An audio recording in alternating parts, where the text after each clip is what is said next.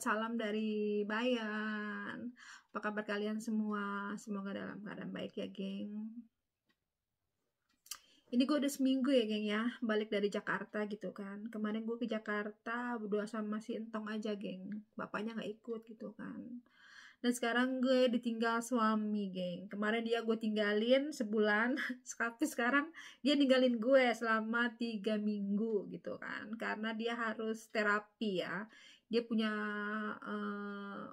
ada masalah di kesehatannya gitu kan, di bodinya gitu kan. Jadi dia harus terapi gitu kan. Jadi selama 3 minggu dia harus direhabilitasi, geng. Ini rehabilitasi di sini bukan alkohol atau segala macam ya, bukan. Karena harus terapi gitu kan. Nanti di sana dia banyak program-programnya gitu kan. Dia harus kayak massage, dia harus berenang, dia harus sport segala macam gitu kan. Jadi intinya suami gue ada masalah di belakangnya ini, geng ya.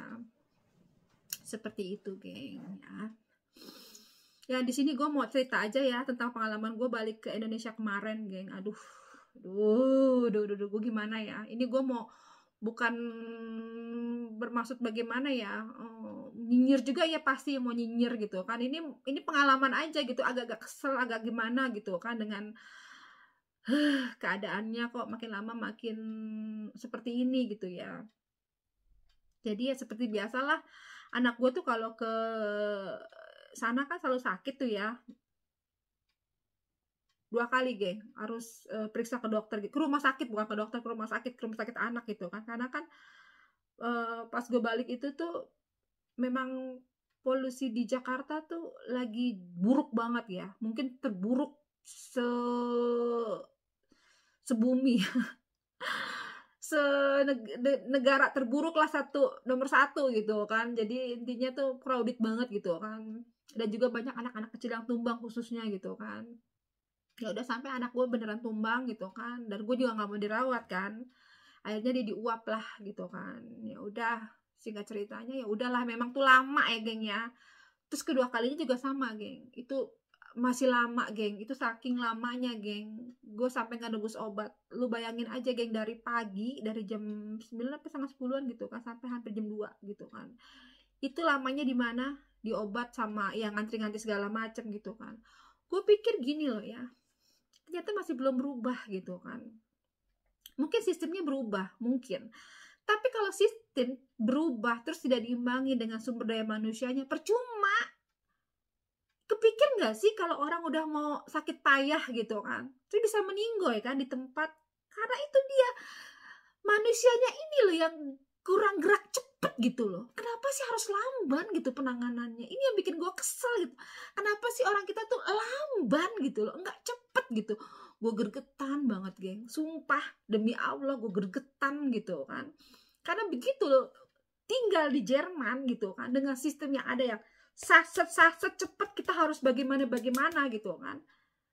Lo ketemu yang seperti ini, jadi tuh ya Allah, gue gergetan banget. Gue udah mau protes, cuman adik ipar gue bilang udah kayak ini sabar. Gue bilang gue gergetan, gue bilang ini lama banget, gue bilang gitu ya. Ini anak gue keburu anfal nih, gue bilang ya, tambah parah gara-gara minum obat kan. Akhirnya gue saking kesel, gue nggak minum obat, gue bawa obat dari Jerman gitu kan, karena intinya memang sakit batuk-batuk juga gitu kan, yang enggak, dia juga dokter meriksanya tuh enggak seperti apa yang gue pikirin gitu ya, enggak, udah nonsen lah. Udah akhirnya gue kasih obat dari Jerman juga, akhirnya sembuh tuh anak gitu kan. Emang ujung-ujungnya komersil kok. Gue bilang gue jujur aja ya, gue kesel gitu ya. Pernah gak sih kalian nih ibu-ibu yang kayak begini? Tolong dong komen nih mak-mak gitu kan, gimana tuh perasaan kalian gitu kan. Kesel gak sih? Kita jadi kesel kan gitu kan. Karena menurut gue gini, sistem berubah, kalau sumber daya manusianya nggak berubah, ya percuma. Buat apaan? Gitu kan. Jadi gue kesel gitu kan. Terus juga belum lagi ya, gue ngeliatin ya, orang-orang ya sekarang itu lebih mengutamakan tuh gadget ketimbang sosialisasi sesama manusianya. Itu memang berkurang banget, geng, gitu kan. Lu bayangin, geng ya, orang-orang ya gue liatin gitu kan, dari pagi nih ya, melek mata yang dilihat tuh handphone. Sampai mau molor pun yang dilihat handphone. Kayaknya nggak bisa hidup tanpa handphone. Sampai orang di sekitarnya aja ya udah nggak peduli gitu. Sampai segitunya loh manusia di sana. Gue sampai ih gila ya, serem banget ya. Maksudnya belum lagi ya anak-anak yang usia dini gitu ya, masih kecil-kecil, sampai orang tuanya yang mungkin yang menurut mereka tuh jadi hal-hal normal kayak begitu gitu kan. Pada saat kumpul-kumpul pun yang mereka utamakan tuh bukan manusia di sampingnya, ya handphone gitu kan. Gue sempet yang ngumpul gitu kan, yang gue liatin kok ini orang-orang pada sibuk sendiri di handphonenya gitu kan. Sementara gue garing banget gitu, karena handphone udah gue jauhin ya. Terus gue nggak serta-merta ikut-ikut, enggak, akhirnya gue tinggalin aja gitu kan. Buat apaan gitu loh ya, kita ketemuan terus ujung-ujungnya lu sibuk sama gadgetnya masing-masing gitu kan. Ih aneh lo bilang. Gue di sini juga nggak seperti itu, soalnya orang-orang sini juga nggak seperti itu, geng, nggak ada yang ekstrim seperti itu. Kenapa orang Indonesia tuh makin lama menjadikan hal yang udah normal aja gitu. Jadi aneh gitu kan, menurut gue tuh aneh gitu loh ya, gitu kan. Belum lagi ini gue ngerasain nih gengnya, kenapa orang di sana tuh emosian, ya kan, emosian dari segi apapun gitu kan, dari segi materi apalagi gitu kan.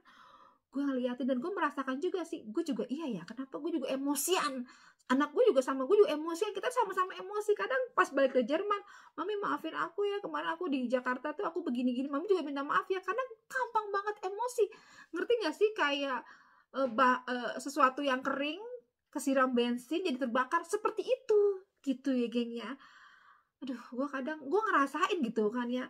Setelah gue telah mungkin ya satu ya dari faktor udara ya, yang memang nggak bagus kan, kita menghirup udara kan tiap hari, ya kan. Kalau kita menghirup udara tiap hari, otomatis ya udah kita menyimpan sesuatu yang ada toksik lah di dalam tubuh kita. Entah itu pikiran jadi kesumbet, hati kita jadi bagaimana, jadi tambah penyakit lah ya intinya kayak gitu kan. Gue ngerasa seperti itu, jadi timbullah emosi gitu kan. Belum lagi gue liatin orang-orangnya gitu kan, orang-orangnya tuh karena mereka tahu ya cari duit susah, jangan ngebacotnya doang cari duit susah begini-gini, tapi ngebuang duitnya gampang loh. Gue kan orang sono gitu kan, yang ya ilah maaf ya, bukannya gue menyudutkan orang gitu, bukan, ini gue cuman ngeliat aja gitu kan, yang kerjanya ya ilah kerja apaan sih lo gitu kan, cuman begitu-begitu doang gitu kan. Tahu lo cari duit susah, tapi ngebuang duitnya tuh kayak orang ini, kayak orang tajir aja gitu, buang-buang duitnya. Padahal nyari duitnya tuh ya buset, ngap-ngapan gitu kan. Tapi ya Allah, ini gue di sini gue mau nyinyir ya geng ya, karena gue ngeliat orang Indonesia tuh ya makin hari makin kesono makin kesini gitu kan, makin parah aja gitu kan. Udah tahu nyari duit susah, ngapain lo buang duit gampang banget ya gitu kan. Beda sama orang di sini, karena kita tahu ya nyari duit susah, jadi mau ngeluarinnya tuh agak-agak susah geng, jujur aja. Jadi tolong nih ya, prinsipnya ya, buat gue lo kalau mau mikirin ya udahlah nikmatin aja hidup gitu kan, tapi tanpa kita harus mikirin jangka waktu panjangnya, lo juga salah kayak begitu. Ini kita tahu cari duit susah, ya kan? Nih kita sebisa mungkin kita tuh harus bisa nabung, karena tahu ini kita nggak tahu nih besok mau makan, bisa makan apa kagak. Makanya hari ini kalau kita punya rezeki ya disimpan, jangan dihamur-hamburin, pakai yang berguna. Itu yang kadang tuh mereka cuman mau flexing doang. Wih, pengen dilihat yang bagaimana mungkin ya. Jadi mereka beli kendaraan gitu kan, yang gak sesuai sama pemasukan. Tak ujung-ujungnya lo dekolektor dateng, motor lo diambil, terus segala macem tuh bagaimana tuh? Ya kan gak mikir tuh kesana, gak mikir. Kadang gue suka mikir tuh, ya Allah, subhanallah. Orang sini ya, mendingan jalan kaki daripada harus flexing begitu. Ya kan? Bener, mendingan kita bilang gak punya gitu kan, daripada lo ngaku lo gak punya tapi ngaku punya, ya kan? Ya bagaimana tuh? Gue juga kadang mikir ya, orang-orang sana itu kok berani-berani banget ya, padahal kan cuman kayak gini loh, kayak besar pasak daripada tiang gitu kan. Ih, gue serem gitu kan. Berani-berani banget gitu kan, mengorbankan sesuatu yang gak ada urgensinya, cuman mau show up doang gitu kan. Kalau orang sini ya, contohnya ya, di sini orang sini tuh ya, kalau punya mobil itu sesuatu yang wah udah kayak dewa, lebih dari dewa kali, di atasnya dewa.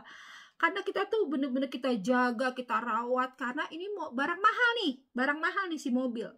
Jadi sebisa mungkin pun kita simpen, nggak boleh lecet-lecet gitu kan. Nah beda sama orang Indonesia, Ya kan, tahu mobil mahal, simpen mobil di luar tuh, ya kan, di jalanan, nggak di apa sih, nggak di garasi gitu kan. Ya kalau nggak punya garasi, lo sewa garasi, ya kan.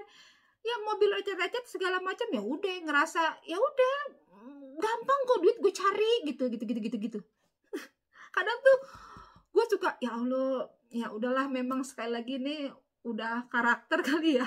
Kita jangan begitu dapat duit sekarang, ya udah kita habisin gitu kan. Aduh, itu buang deh prinsip-prinsip kayak gitu. Yang penting apalagi kita punya keluarga, ya kan. Itu menabung tuh berapa persen deh, itu harus nabung deh. Untuk apa? Untuk ya kalau kita nggak punya duit tiba-tiba, atau untuk masa depan anak, ya kan. Kayak gitu, geng. Jadi gue pikir, aduh, ini belum lagi ya, geng ya.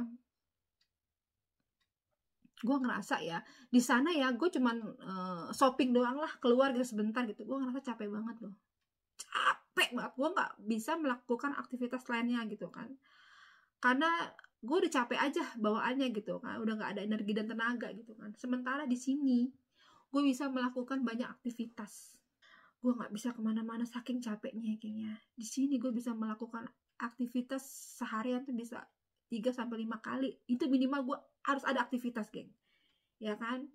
Dari yang pagi jemput anak sekolah, biasa ada jemput sekolah, biasanya gue shopping aja bukan satu tempat, geng. Kadang di tempat ini nggak ada, gue harus cari lagi ke tempat lain, sampai pernah ke 4 tempat, geng, dalam beberapa menit gitu kan, seperti itu.